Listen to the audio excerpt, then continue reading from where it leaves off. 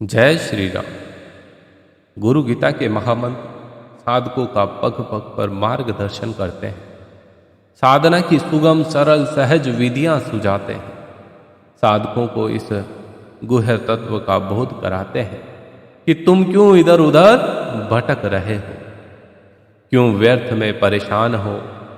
परम कृपालु सदगुरु के होते हुए तुम्हें किसी भी तरह से भटकने या परेशान होने की जरूरत नहीं है। सदगुरु के प्रति भाव भरा समर्पण सभी भव रोगों की अचूक दवा है। समस्याएं भौतिक हो या आध्यात्मिक या लौकिक या अलौकिक, किसी भी प्रकार की समस्या जीवन में हो, उनका निराकरण, उनका समाधान एक ही है, गुरु चरणों में शरण लेना।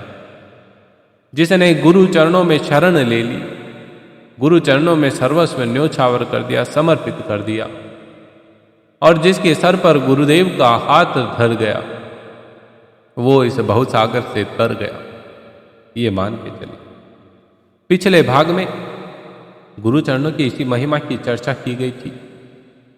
गुरु चरणों की कृपा से गुरु भक्त साधक को साधना का परम प्राप्य अनायासी सुलभ तरीके से मिल जाता है।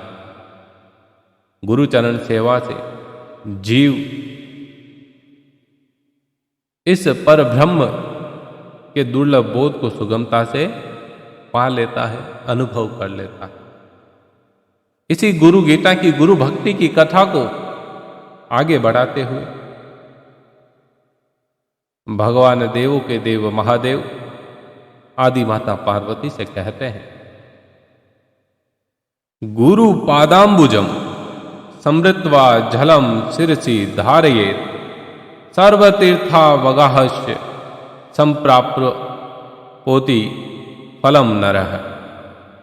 अर्थात सदगुरु के चरणों का स्मरण करते हुए जल को सिर पर डालने से मनुष्य को सभी तीर्थों के स्नान का फल प्राप्त होता है।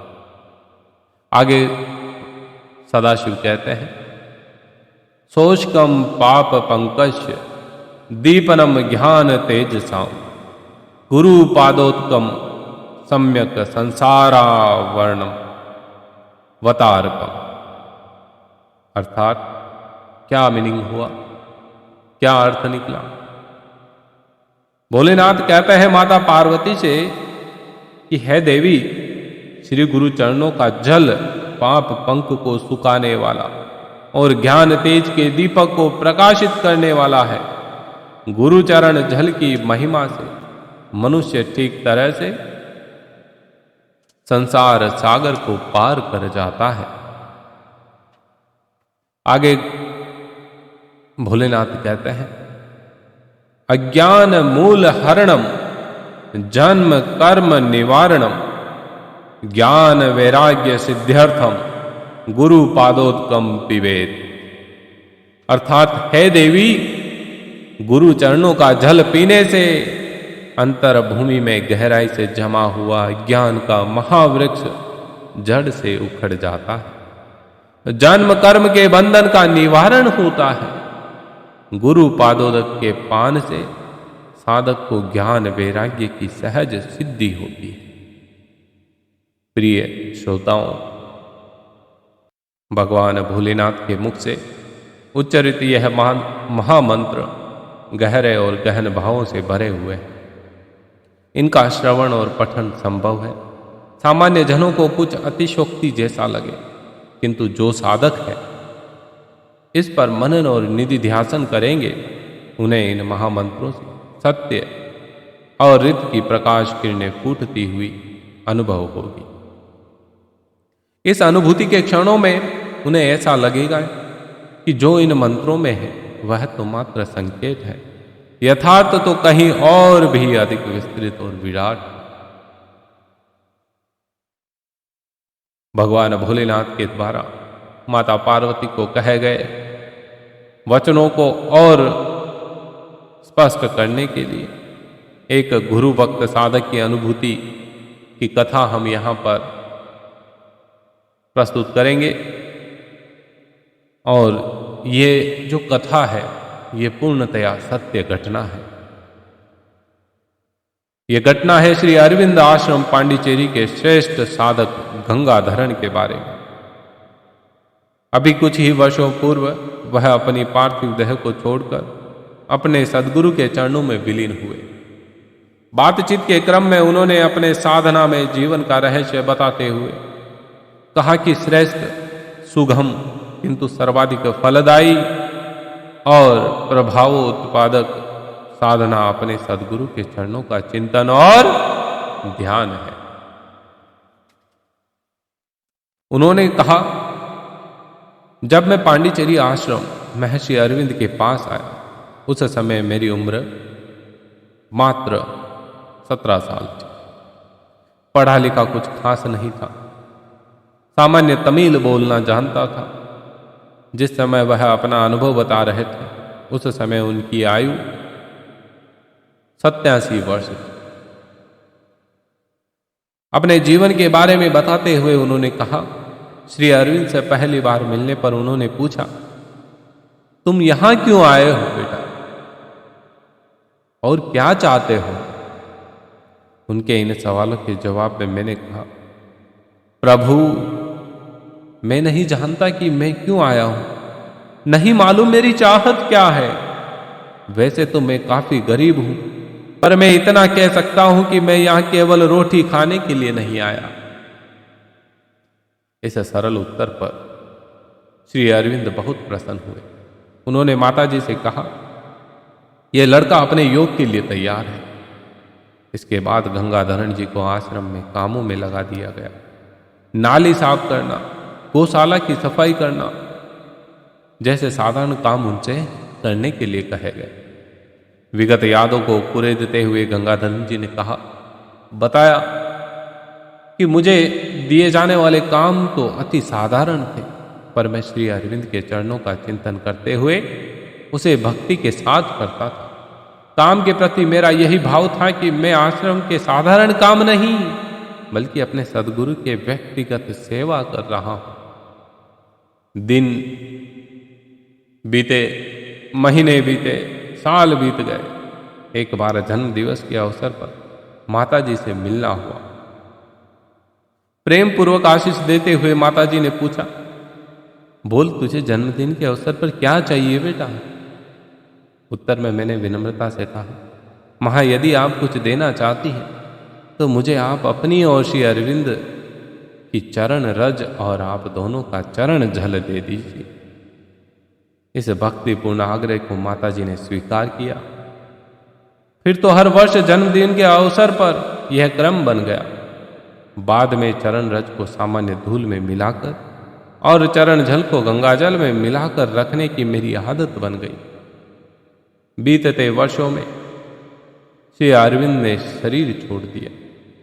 माताजी भी नहीं रही, परंतु जिस किसी तरह से मेरे पास उनके चरण रज और चरण जल विद्यमान थे। गंगाधरण जी बताते हैं कि अपनी पूजा की चौकी पर मैं इन दोनों दुर्लभ वस्तुओं को रखता था। इन्हीं के पास पूजा वेदी पर श्री अरविंद के दोनों महाग्रंथ लाइफ डिवाइन और सावित्री भी सजा कर रखे गए थे। श्री अरविंद एवं मां के महानिर्वाण के बाद इन दिव्य वस्तुओं की पूजा मेरे जीवन का आधार बन गई। पढ़ा लिखा न होने के कारण और करता भी तो क्या करता, कोई ऑप्शन नहीं था। लाइफ डिवाइन एवं सावित्री को समझ सकने लायक बुद्धि भी नहीं थी कि मैं इनको पढ़कर इनके गूढ़ रहस्यों को समझ सकूं। सदगुरु चरण रज व सदगुरु चरण जल के साथ इनकी पूजा अर्चना करता। जो मेरे बस का नित्य कर्म था वो नित्य कर्म में करता। साथ ही आश्रम के जो काम होते थे उन्हें गुरु भक्ति समझकर किया करता। एक दिन अपने सदगुरु के बारे में सोचते हुए गंगाधरण जी का हृदय भर आया। वह सोचने लगे कि 17 साल की आयु में आया था, 80 से ज्यादा की उम्र होने को आई, परंतु अभी तक कोई विशेष अनुभूति नहीं हुई। यही सोचकर वह पूजा स्थली पर गुरु चरण रज और चरण की पूजा करते हुए प्रार्थना करने लगे। हे अंतर्यामी गुरुदेव, हे जगन्माता, मैं तो आपका अपना अज्ञानी बालक हूँ। पढ़ना लिखना भी ढंग से नहीं आता। और इतना भी सक्षम नहीं कि आपके द्वारा लिखे गए ग्रंथों का गूढ़ रहस्य समझ सकूं। मैं तो एक अज्ञानी हूं। जो आपने अपना दिव्य ज्ञान लिखा है उसे ना पढ़ सकता हूं ना समझ सकता हूं। हे सर्व समर्थ प्रभु, मुझे तो बस आपकी कृपा का भरोसा है। उनकी यह भाव भरी प्रार्थना अनवरत चलती रही। आंखों से आंसू झरते रहे। पता नहीं कितनी देर तक यह क्रम चला। उन्हें होश तो तब आया जब स्वयं श्री अरविंद और माताजी अपने अति मानसिक शरीर से उनके पास आए। अति मानसिक प्रकाश से उनका कण कण भर गया। श्री अरविंद ने कृपा करके उन्हें अति मानसिक जगत की दिव्य अनुभूतियां प्रदान की। गंगाधरण जी अपने इस स्मरण में कहते हैं, मुझे तो सब कुछ गुरु चरणों की रज और झल ने दे दिया। ये कथा सत्य है। भगवान भोलेनाथ आदि माता पार्वती से यही कहते हैं कि जिसने अपने गुरु के चरणों में समर्पण कर दिया उसको सब कुछ मिल गया। सदगुरु बिना ज्ञान नहीं, सदगुरु बिना इस भवसागर से तर जाना आसान नहीं, और सदगुरु के चरणों में जिसने समर्पण कर दिया उसको हरा देना संभव नहीं। प्रिय श्रोताओं, आप सभी गुरु तत्व की महत्ता को सुन रहे हैं। गुरु गीता का ऑडियो संस्करण परम पूज्य गुरुदेव की सूक्ष्म प्रेरणा से, उनके आशीर्वाद से संभव हुआ है। आप सभी को ये प्रसंग कैसा लगा? यदि अच्छा लगा है तो नीचे कमेंट बॉक्स में अपनी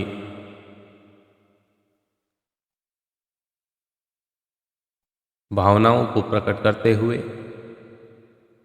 जय श्री राम अवश्य लिखें और परम पूज्य गुरुदेव का स्मरण जरूर करें।